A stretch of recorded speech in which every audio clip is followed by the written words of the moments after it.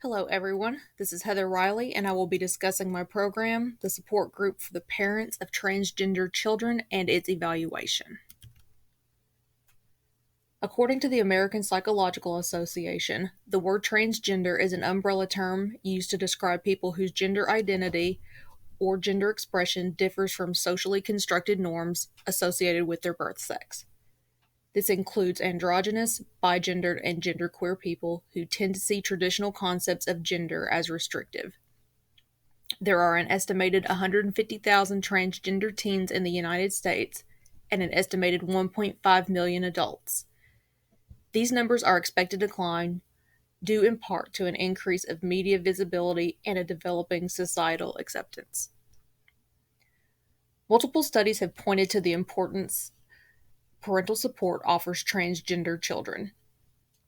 I have several listed in the current slide that was used in my research. My needs assessment on community members in Evansville, Indiana corroborated these findings from my literature review.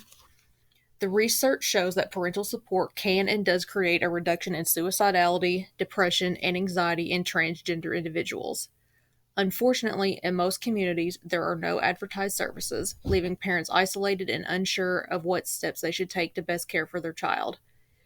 In order to best protect transgender individuals, space and support for their parents or guardians is needed. While the child has understood who they are for some time before disclosure, the child's transition can feel overwhelming to the parent, even in the most supportive cases. Often there are feelings of grief, depression, and isolation for the parent, and a supportive intervention is needed. In response to this, I developed the Support Group for the Parents of Transgender Children, a monthly Zoom or DoxyMe meeting focused on families in Evansville, Indiana, and surrounding rural communities in southern Indiana. This group will be hosted at a local affirming mental health clinic by a group leader. This group leader would use a combination of phone calls and advertising flyers left at local LGBTQ service providers and nonprofits in order to help recruit the first group of participants. Additionally, snowball sampling will be used to find those in need of services. For the initial experiment, the original group will last 6 months. The eventual hope is to have rolling admissions if the program is proven to be effective to the targeted clients. This support group will introduce parents to peer support, access to affirming mental health professionals and medical experts such as endocrinologists, as well as affirming religious leaders in the community.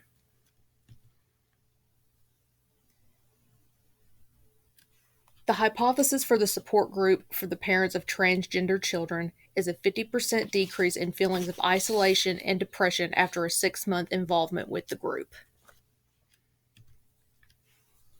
The evaluation design chosen for the support group is a one-group pre-test, post-test design using the patient health questionnaire, the PHQ-9 in particular, as a screen for depression, along with the multi-dimensional scale of perceived social support. Both the PHQ-9 and the MSPSS have shown excellent internal reliability and validity in research. These will be administered at the beginning of the first meeting of the group as the pre-test, with the post-test happening at the end of the last meeting at the 6-month mark.